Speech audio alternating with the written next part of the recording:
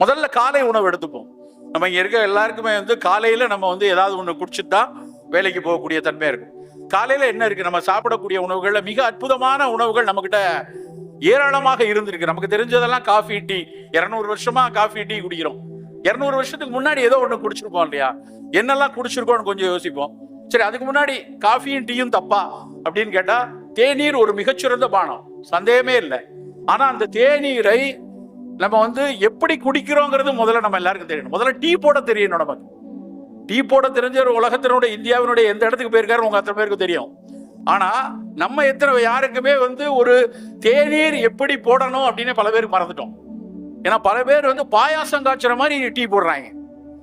அப்படியே குலோப் ஜாமுனுக்கு ஜீரா போடுற மாதிரி சர்க்கரையை போட்டு அந்த தேநீரை அதுல பாலை ஊத்தி, தேநீர் என்றால் நல்ல கொதிக்கிற வெந்நீர்ல தேயிலையை போட்டு ஒரு 5-10 நிமிடம் மூடி வச்சுட்டு அப்புறம் வடிகட்டி குடிச்சு அதுக்கு பேர் தான் தேநீர். அதுல பால் சேர்க்கிறதோ சர்க்கரை சேர்க்கிறதோ இது அதனுடைய தேயிலையினுடைய நல்ல குணத்தை எல்லாம் கெடுத்துரும். தேயிலை தனியாக சர்க்கரைக்கு நல்லது. அதுல இருக்கக்கூடிய பாலிஃபினால்ஸ், அதுல இருக்கக்கூடிய ஃபீனாலிக் காம்பவுண்ட் பல வகையில உடலுக்கு நல்லது. ஆனா அதுல என்னைக்கு நம்ம பாலை ஊத்துறோமோ அன்னைக்கு அந்த தேயிலையினுடைய பல குணங்களை நம்ம இழந்துரும்.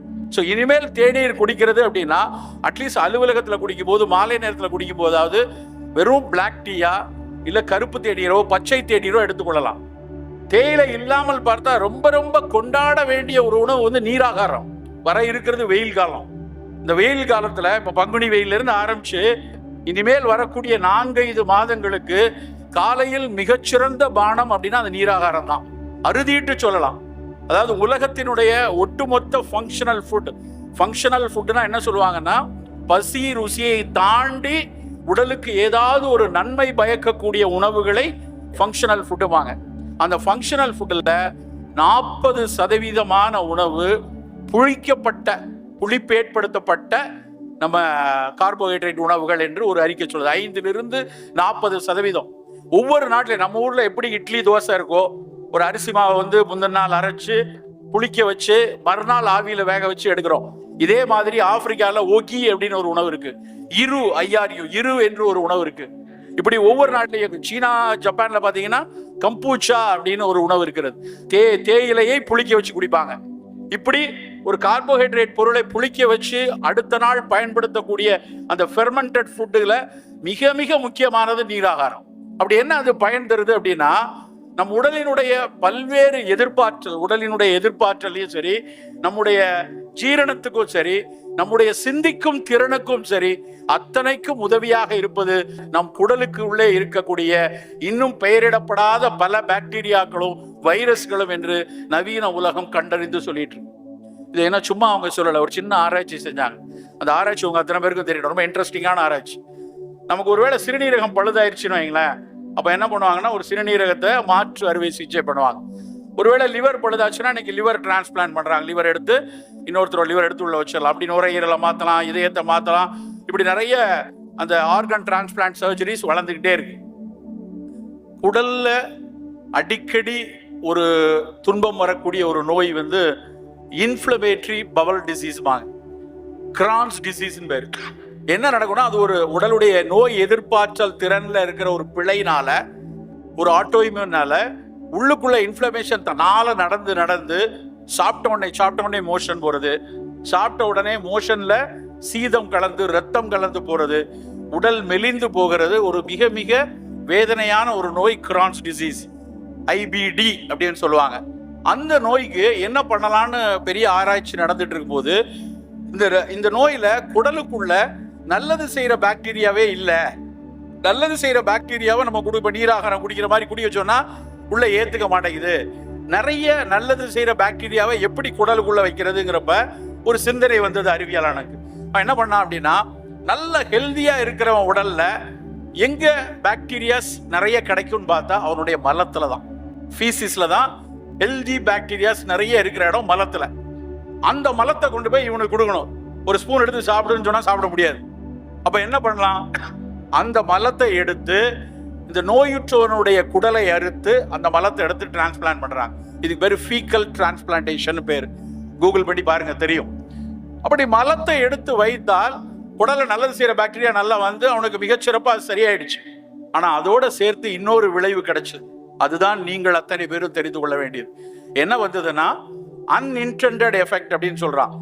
இந்த மலத்தை யாரிடமிருந்து பெற்றார்களோ அந்த மனிதன் மாதிரி இவன் சிந்திக்க ஆரம்பிச்சிட்டான்.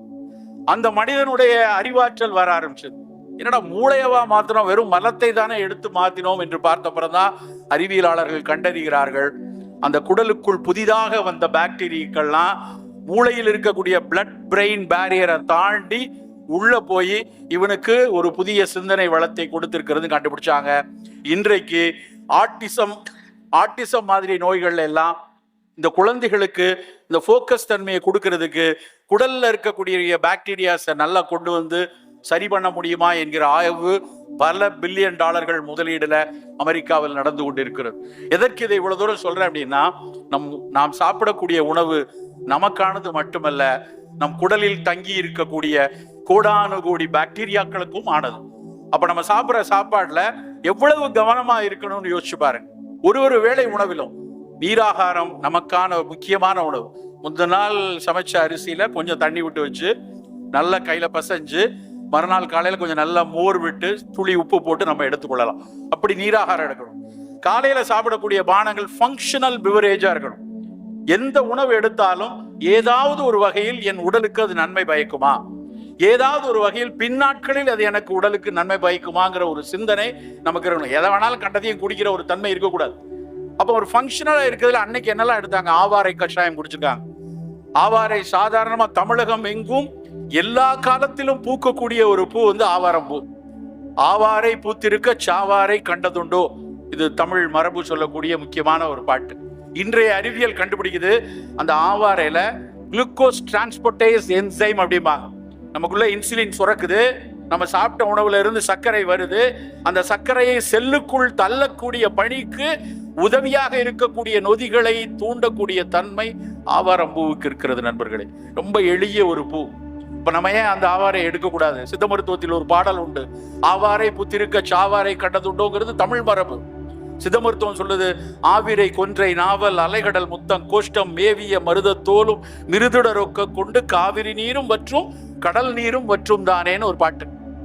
என்ன அர்த்தம் அப்படின்னா, அந்த ஆவாரையோடு சேர்க்கக்கூடிய அந்த துவர்ப்பு தன்மையுடைய மூலிகைகளை சாப்பிடும் போது காவிரி நீரும் வத்தும். காவிரி நீருங்கிறது யூரின்ல குளுக்கோஸ் நிறைய போச்சுன்னா அது இனிப்பு நீரா இருக்கும். அதை காவிரி நீரோடு ஒப்பிட்டு பரிபாஷையில சொல்றாங்க. கடல் நீர் உப்பா இருக்கக்கூடியது. அதிகம் சிறுநீர்ல வந்து சர்க்கரை கட்டுப்பாடு இல்லாமல் போய் ஒரு கட்டத்தில் வந்து புரதங்கள் வெளியேற ஆரம்பிச்சு சிறுநீரக செயலிழப்பின் ஆரம்ப நிலை வர்ற இடத்துல கூட இன்றைக்கு ஆவாரை குடிநீர் பயனளிக்கிறது என்று ஆரம்ப கட்ட ஆய்வுகள் சொல்லுகின்றன நண்பர்களே. மைக்ரோ ஏஞ்சியோபதின்னு சொல்லுவாங்க. ஒரு சின்ன சின்ன வெசல், மைக்ரோ வெசல்ஸ் டேமேஜ் ஆறதுனால தான் ரீனலும் சரி ஹார்ட்டும் சரி பாதிக்க ஆரம்பிக்குது. அந்த மைக்ரோ வாஸ்குலர் டேமேஜை குறைக்கிறது என்று ஆவாரையை கண்டறிந்து சொல்லியிருக்காங்க. அறிவியல் கண்டுபிடிப்புல இதெல்லாம் அடுத்தடுத்த கட்டங்கள் நகர்ந்து ஒரு மருந்தாக வருவதற்கு இன்னும் 10 ஆண்டுகள் வரும், இன்னும் 20 ஆண்டுகள் வரும். பெரிய மருந்து நிறுவனங்கள் ஆர்வம் காட்டினால் மட்டும்தான் இது மருந்தாக வரும். ஆனால் நம் சமூகம் 100 ஆண்டுகளாக 200 ஆண்டுகளாக பயன்படுத்திட்டு வந்ததை நாம சாப்பிட்றதுக்கு என்ன தடை? அப்போ நம்மளுடைய ஒரு வேளை உணவிலும் எச்சரிக்கையோடு ஒரு ஃபங்க்ஷனல் பிவரேஜா நம்ம தேர்ந்தெடுத்து சாப்பிடணுங்கிற எண்ணிக்கை வேணும். அதே மாதிரி காலை மதியம் இரவு உணவு எடுத்துக்கோங்க. காலையில உணவு அப்படின்னா நம்ம அத்தனை பேரும் இட்லி வடை தோசை பூரி பொங்கல்னு சாப்பிட்றோம். இனிமே வேண்டாம். அப்படி சாப்பிட்டா இங்க 40-50 வயசை ஒட்டியவர்கள் நிறைய பேர் தென்படுறாங்க.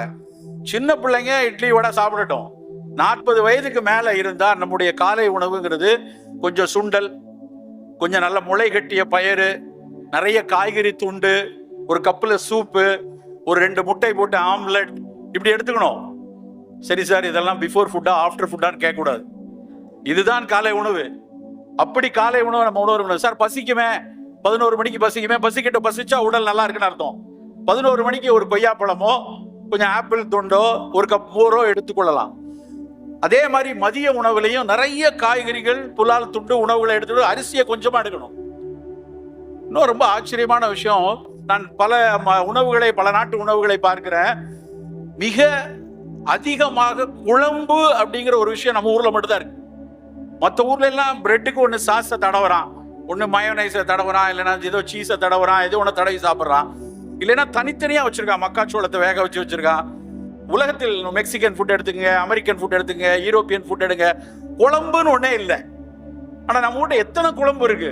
இந்த குழம்புங்கிறது கும்மாயம், அடிசல் அப்படின்னு சங்க இலக்கியத்துல உணவுகள் உண்டு. ஒரு பருப்பை குழைத்து சாப்பிடுறது கும்மாயம். அடிசல்ங்கிறது குழம்பினுடைய மூத்த பெரியமான்னு வச்சுக்கோங்க. அப்படியான உணவுகள் நம்மகிட்ட இருக்கு. குழம்பு ரொம்ப முக்கியம். எனக்கு ஒரு இப்போ ஒரு சம்பவம் நடந்துச்சு. ஒரு வாரத்துக்கு முன்னாடி நான் டெல்லிக்கு போயிருந்தேன். டெல்லிக்கு போகும்போது லைன்ல நிக்கிறோம். ஒரு அம்மா வந்து அவசரத்துல ஹேண்ட் லக்கேஜ்ல குழம்பு கொண்டு வந்துருச்சு. அந்த சிஆர்பிஎஃப் அந்த ஆள் வந்து எடுத்து பார்த்துட்டு அவனுக்கு பாட்டில் இப்படி திரும்பி பார்க்கறான். என்னடா இது இப்படி வச்சிருக்கீங்க, வாட் இஸ் திஸ் அப்படின்னு கேட்கறான். அந்த அம்மா அவங்களுக்கு தமிழ்ல சொல்ல முடியாது, குழம்பு அப்படின்னாங்க. அவனுக்கு புரியல. அப்புறம் பக்கத்துல ஒருத்தர் சொல்லி கொடுக்குறாரு, அவரு கன்ஃபியூஷன் அப்படிங்கிறார். 1 bottle of confusion அப்படிங்கிறார். குழம்புக்கு இங்கிலீஷா. அவன் கொஞ்ச நேரம் கன்ஃபியூஷனா, சரி வச்சுக்கோங்க அப்படின்னு சொல்லி கொடுத்து அனுப்பிட்டான். இந்த குழம்பு வந்து அவ்வளவு நம்மளுடைய உலகத்துல கூடவே இருந்துட்டு இருக்கிற விஷயம். ஆனா என்ன பிரச்சனை அப்படின்னா, இந்த குழம்பு மூலமா நம்ம எடுக்கிறதுல மிக அதிக அளவுல காரத்தையும் உப்பையும் சேர்த்து கொண்டே இருக்கும். இன்னைக்கு நம்ம சர்க்கரையை குறைவாக எடுத்துக்கொள்ளணுங்கிற புரிதல் நமக்கு இருக்கு. நிறைய பேர் கொஞ்சம் கொஞ்சம் குறைக்க ஆரம்பிச்சிட்டோம். ஆனா இன்னைக்கும் குறைக்காத ஒரு விஷயம் உப்பு. ஒரு நாளைக்கு வந்து ஒரு உலக சுகாதார நிறுவனம் சொல்றது 4 கிராம் உப்பு சாப்பிட்டா போதுங்கிறோம். ஆனா நம்ம அன்னாடம் சாப்பிடக்கூடிய உப்பினுடைய அளவு 8 to 10 கிராம். இந்த குழம்பு காயின்னு போடக்கூடிய எல்லாத்துலயும் 8 கிராம் 10 கிராம் உப்பு வந்து ஒரு நாளைக்கு நமக்கு சேர்ந்துருது. ஆனா அந்த உப்பு அதிக அளவுல சேர்றதும் நம்முடைய சிறுநீரகம் ஏற்கனவே அதனுடைய ஃபில்டரோட அளவு உலகத்தினுடைய பிற இனத்தினவருடைய ஃபில்டரை விட நம்ம சுருங்கி இருக்கிறதுனால, அதிக உப்பு எடுக்கிறதுனால நம் சமூகத்திற்கு தான் சிறுநீரக நோய்கள் வெஸ்டர்ன் சமூகத்தை விட அதிகம் வந்து கொண்டிருக்கிறது. இப்ப நம்ம உப்பையும் குறைத்தாகணும், இனிப்பையும் குறைக்கணும், உப்பையும் குறைக்கணும், சோறும் கொஞ்சமா எடுக்கணும். அந்த எடுக்கக்கூடிய சோறு நல்ல கருப்பு நிறத்தினுடைய கவுனி அரிசி, நல்ல சிகப்பு நிறத்தில் இருக்கக்கூடிய மாப்பிள்ளை சம்பா, கருங்குருவை, அப்படி நிறம் சார்ந்த ஒரு நல்ல நிறத்தினுடைய அரிசியா எடுத்துக்கொள்ளுங்க. வெள்ளை அரிசி வேண்டாம். நாங்கெல்லாம் சின்ன பிள்ளைல எங்க வீட்டுல அரிசி வேண்டதா நல்லா 10 கிலோ மூட்டையை சைக்கிள்ல கட்டிட்டு வருவோம். இனிமேல் அப்படி வாங்கிட்டு வராதிங்க. தயவு செய்து உங்க வீட்டுக்கு அரிசி வேணும்னா ஒரு கிலோவா ஒரு 10 பாக்கெட் வச்சுக்கோங்க. ஒரு கவுனி அரிசி 1 கிலோ, பூங்கார் அரிசி 1 கிலோ, காட்டு யானை 1 கிலோ, கருங்குருவி அரிசி 1 கிலோன்னு தனித்தனியா வச்சுக்கணும். அந்த மாதிரி வச்சு ஒவ்வொரு நாளும் ஒரு அரிசி, ஒரு கருங்குருவி ஒரு நாள், கருப்பு யானை ஒரு நாள் மாத்தி எடுத்தோம்னா அதனுடைய ஒவ்வொரு நிறத்துக்கு பின்னாடியும் மருத்துவ குணங்கள் இருக்கிறது. அந்த மாதிரி உணவை தேர்ந்தெடுத்துக் கொள்ள வேண்டும். எல்லாவற்றிற்கும் மேலாக இரவு உணவு மிக அதிக அளவுல மருத்துவ சிக்கல்களை கொடுப்பது இரவு உணவு தான். நம்முடைய இரவு உணவு எப்பொழுதும் மிக எளிதாக கார்போஹைட்ரேட் மிக குறைவாக இருக்கக்கூடிய உணவாகத்தான் 50 வயதுக்கு மேல இருக்கணும். அது ஒரு கோதுமை ரவை கிச்சடியா இருக்கலாம், இல்லைன்னா வந்து கொஞ்சம் சிறுதானிய அடையாக இருக்கலாம், ஒரு நாள் வெறும் பழத்துண்டுகளாக இருக்கலாம், காய்கறி துண்டுகளாக இருக்கலாம். அதுவும் மாலை 6:30 மணி 7 மணிக்கு எடுத்துக்கொள்வது நல்லது. 7 மணிக்கு பிந்தைய நேரத்தில் நம்ம எடுக்க வேணும்னா வெறும் பழங்கள் மட்டும் எடுத்துட்டு படுக்கிறது தான் மிகச்சிறப்பு. நண்பர்களே, நம் சமூகம் எதிர்நோக்கிற பல்வேறு நலச்சவால்களுக்கு தீர்வு துவங்கக்கூடிய முதல் இடம் அடுப்பங்கரை தான். யார் ஒருவர் அடுப்பங்கரையில் கூடுதல் 20 நிமிஷம் யோசிக்கிறீர்களோ அவர்களுடைய ஆயுட்காலத்தில் கூடுதல் 20 வருடங்கள் கிடைக்கும். நன்றி, வணக்கம்.